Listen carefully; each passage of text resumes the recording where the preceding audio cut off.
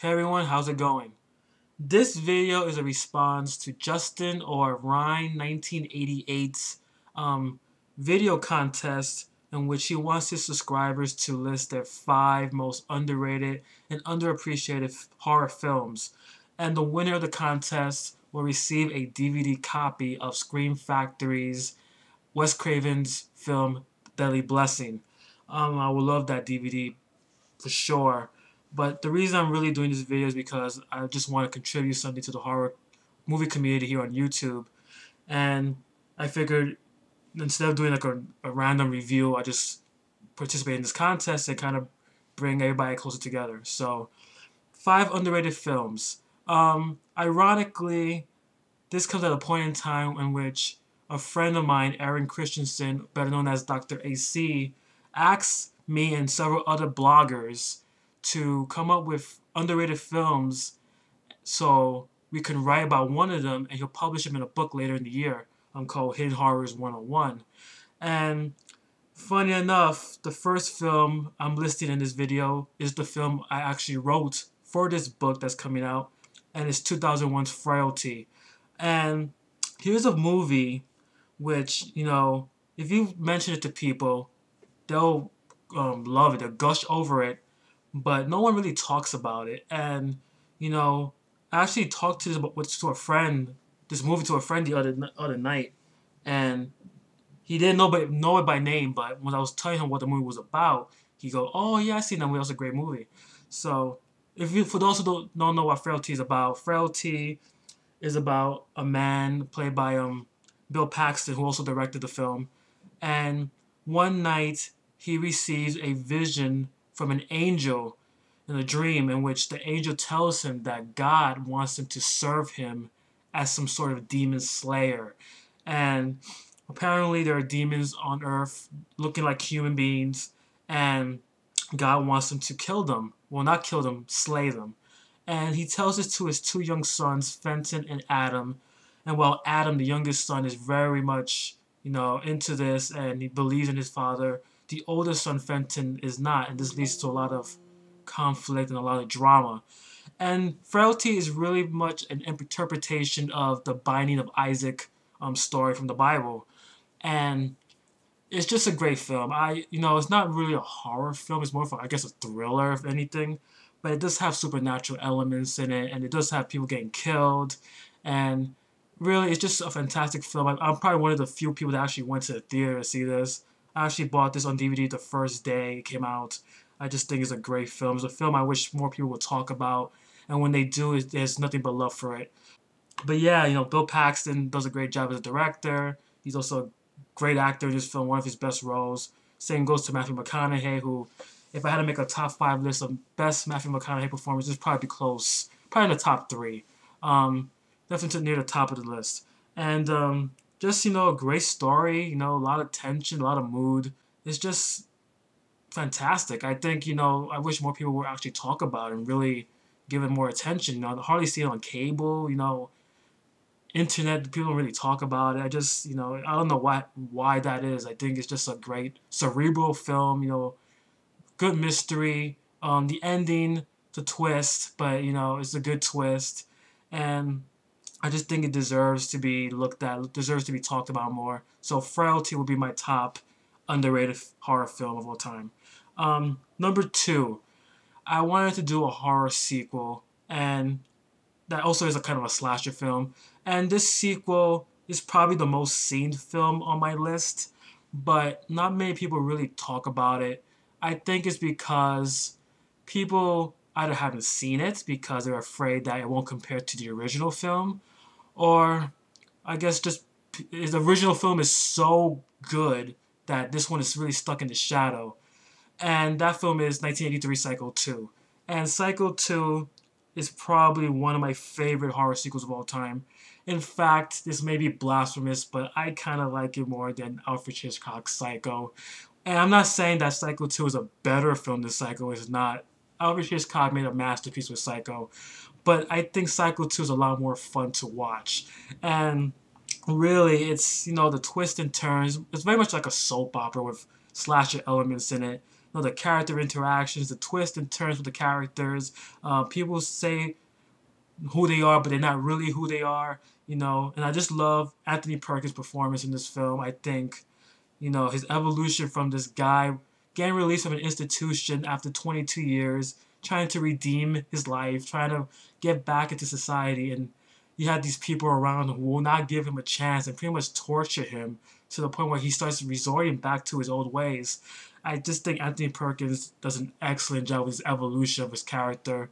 He's so sympathetic, he's so likable, even though the guy's a screw loose.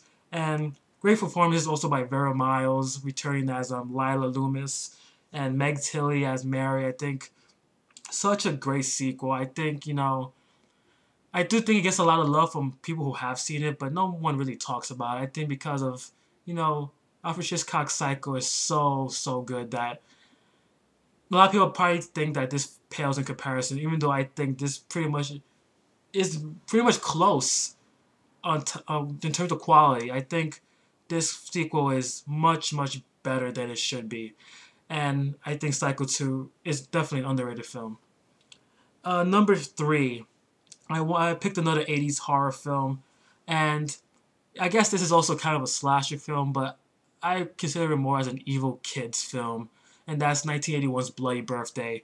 And Bloody Birthday is one of my favorites. This is a film I actually saw only a few years ago for the first time, and I just fell in love with it. Um, Bloody Birthday, if you don't know, is about these three kids who live in the suburbs, and they were all born on the same night during an eclipse.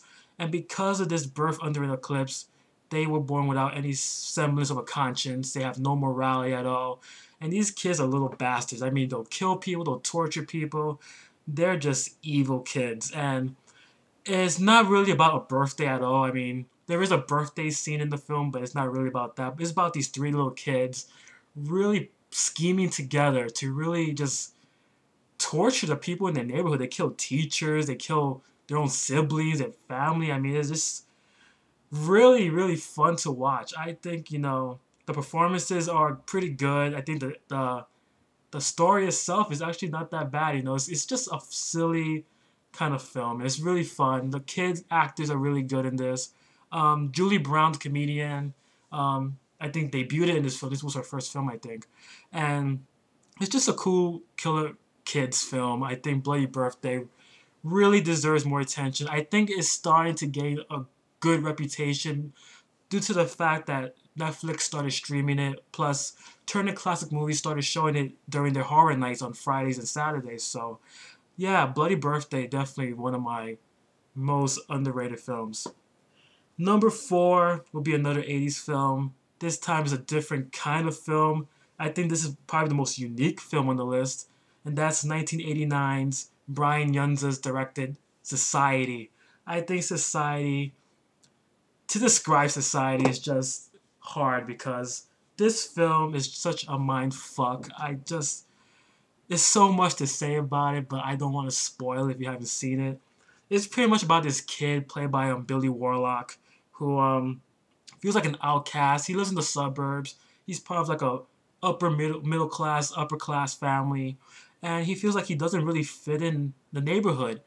And around him are just really strange things happening. His sister kind of has an incestuous relationship with him, and there are orgies and really sick sexual shit, and there's cannibalism, and there's the special effects by Screaming Mad George are incredible. You have heads coming out of asses.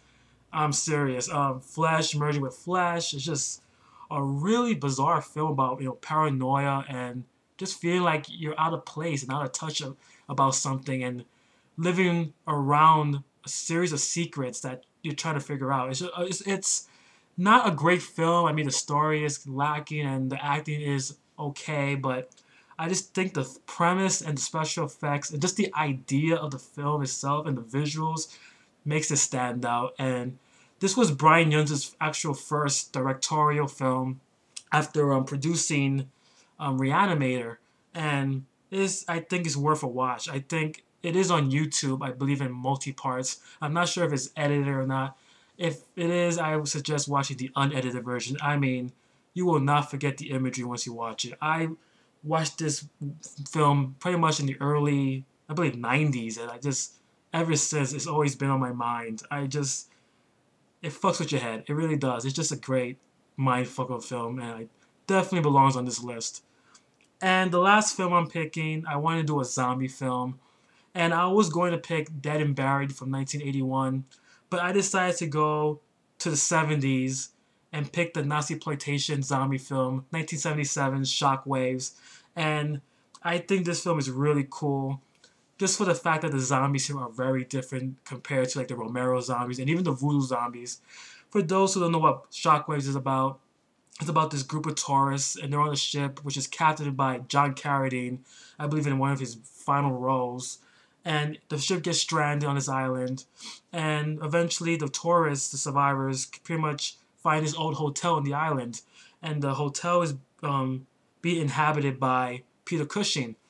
And what they don't know is that Peter Cushing is this former Nazi scientist, and he's stuck inside this hotel because he is scared that his test experiments, who are on the island, will kill him.